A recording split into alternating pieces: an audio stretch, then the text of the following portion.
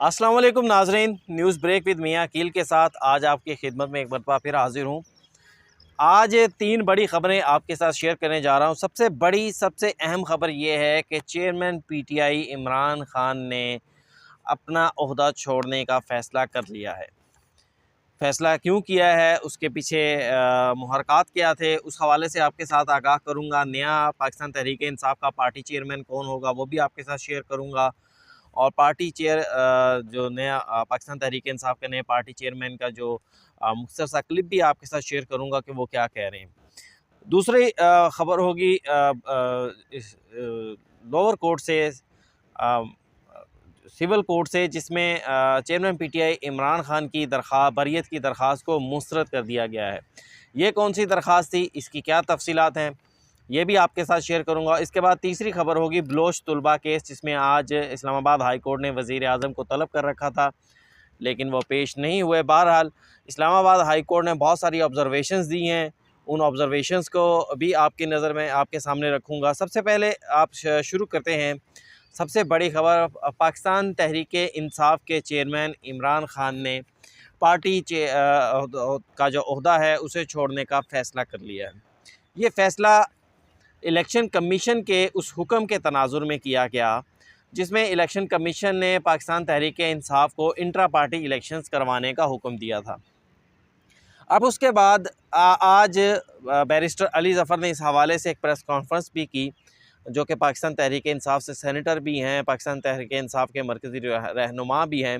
उनका कहना यह है कि कल इमरान खान के साथ मुलाकात में बहुत सारे नुकात के ऊपर जायज़े लिए गए। उन तमाम नुकात के बाद ये फ़ैसला किया गया कि चेयरमैन पीटीआई इमरान खान जो हैं वो ओहदे के ऊपर नहीं रहेंगे।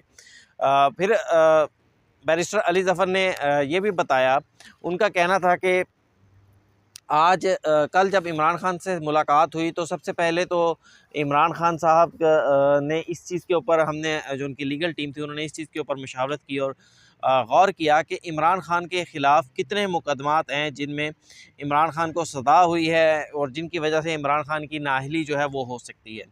तो उसमें सिर्फ़ और सिर्फ एक ही केस है, तोशाखाना केस, जिसके अंदर इमरान खान को नाअहली हो चुकी है, लेकिन अब उसमें इमरान खान की जो सज़ा है वो मुअत्तल भी हो चुकी है।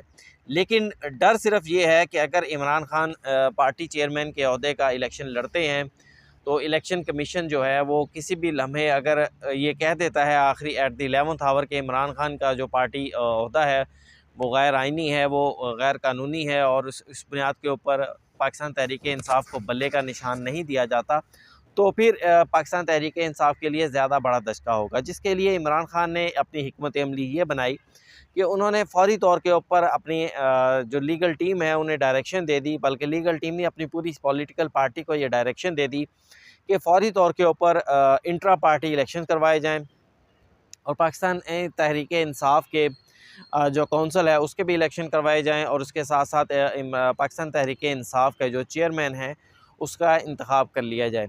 दूसरी सूरत ये थी कि पाकिस्तान तहरीक जो आज उसके पाकिस्तान तहरीक इंसाफ के लिए अहम थी, उसमें ये भी गौर किया गया कि अगर तहरीक इंसाफ की जानिब से सवालात उठ रहे हैं कि जनाब जिन्हें नामज़द किया गया बैरिस्टर गौहर यंग हैं, एनर्जेटिक हैं, बाहर से पढ़े लिखे हैं, तो उन्हें क्यों नॉमिनेट किया गया। अब तनकीद करने वालों का ये कहना है कि बैरिस्टर गौहर को क्यों पार्टी के लिए केयर टेकर चेयरमैन जो है वो नामज़द किया गया या चेयरमैन नामज़द किया गया। तो उसका सवाल का जवाब अली ज़फ़र ने ये दिया कि उनका कहना है कि अगर किसी बड़े कद काठ के सियासी रहनुमा को या बड़े शख्सियत को जिसका अपना वज़न भी हो, उसे पार्टी के ओहदे पर ओहदा दे दिया जाए और फिर बाद में अगर कल जो कि उनके मुताबिक है कि इमरान खान जो है इन मुकदमात से बाइज़्ज़त बरी हो जाएंगे, क्लियर हो जाएंगे, फिर जब उन्हें कहा जाएगा कि अब ये पार्टी ओहदा छोड़ दें, तो फिर मुश्किलात पैदा होंगी उस बड़े कद काठ के शख्सियत के लिए कि वो उस ओहदे से वापस नीचे आ सके। तो इसलिए कोशिश ये की गई कि किसी बहुत बड़ी सियासी शख्सियत को, बहुत बड़े रहनुमा को जो है मरकज़ी क़यादत ना दी जाए, बल्कि ये क़यादत एक ऐसे शख्स को दी जाए जो कि यंग हो, एनर्जेटिक हो और जिसके लिए इमरान खान की जो असूल हैं, जो प्रिंसिपल्स हैं और इमरान खान के लिए कल उसे विड्रॉ करना पड़े तो वो विड्रॉ भी हो जाए। फिर अली ज़फ़र की जानिब से ये भी कहा गया कि बैरिस्टर गौहर एक केयर टेकर चेयरमैन होंगे पार्टी के, जब तक इमरान खान जो है वो क्लियर नहीं हो जाते। जैसे ही इमरान खान क्लियर होंगे तो बैरिस्टर अली गौहर से कहा जाएगा और वो फ़ौरी तौर पर अपना ये ओहदा छोड़ देंगे। पाकिस्तान तहरीक इंसाफ की क़यादत का जो ओहदा है, मरकज़ी ओहदा, उसे छोड़ देंगे। अब ये भी कहा गया कि इस हवाले से एक तरीक़ाकार तो ये था कि जब इलेक्शन कमीशन का फ़ैसला आ गया तो इसके ऊपर भी बहस की गई कि इलेक्शन कमीशन के फ़ैसले को अदालतों में चैलेंज किया जाए। लेकिन उसके अंदर अब तहरीक इंसाफ के लिए ख़तरा ये था कि अगर अदालतों के अंदर इसको मामले को चैलेंज कर दिया जाता है और मामला लिटिगेशन में, जिस तरह हमारी पाकिस्तान में अदालती माहौल में होता है कि मामला लिटिगेशन में चला जाता है और फिर एक तवील मुद्दत तक जो है उस केस का फ़ैसला ना हो, तो फिर मुमकिना तौर के ऊपर पाकिस्तान तहरीक इंसाफ के जो पार्टी इलेक्शन थे वो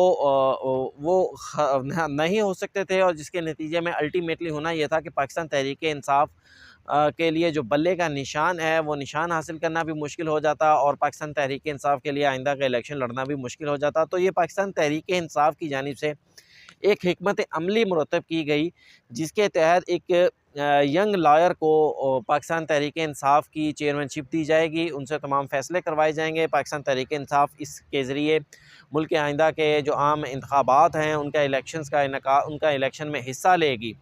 और फिर उसके बाद जब इमरान खान क्लियर हो जाएंगे तो फिर इमरान खान को दोबारा ओहदों पर लाया जाएगा। ये पाकिस्तान तहरीक इंसाफ की स्ट्रेटजी है। अब इस स्ट्रेटजी में पाकिस्तान तहरीक इंसाफ कितनी कामयाब होती है, कितना उसको नुकसान होता है, कितना फ़ायदा होता है, ये तो आने वाला वक्त ही बताएगा। क्योंकि ज़ाहिरी बात है कि अगर ये पाकिस्तान तहरीक इंसाफ की स्ट्रेटजी है तो कुछ स्ट्रेटजी उनके मुखालफिन भी इसको देख कर बनाएंगे, और वो क्या स्ट्रेटजी बनाते हैं ये भी हमें देखना होगा। इसके लिए हमें आइंदा का इंतज़ार करना होगा।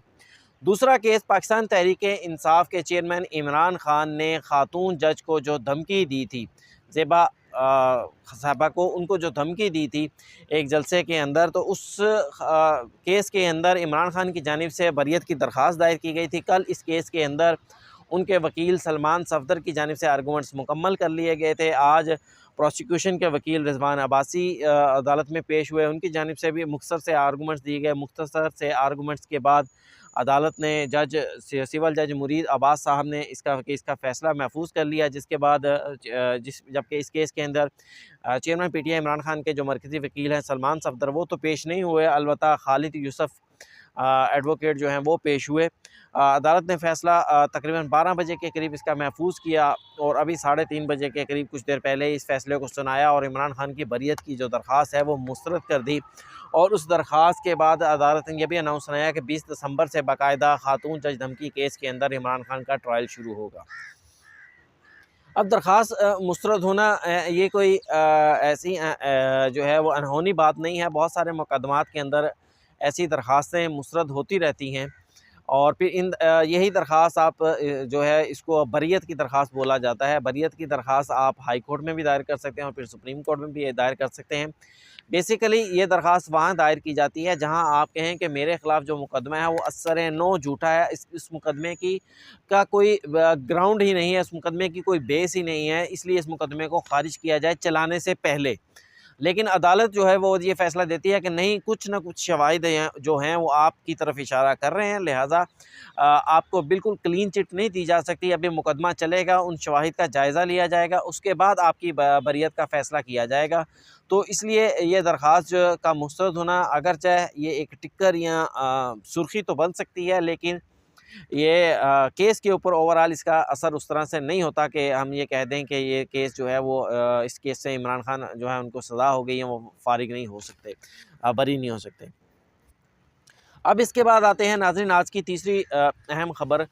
बलोच तलबा केस के हवाले से Justice Mohsin Akhtar Kayani Islamabad High Court में उनकी केस की समाअत थी।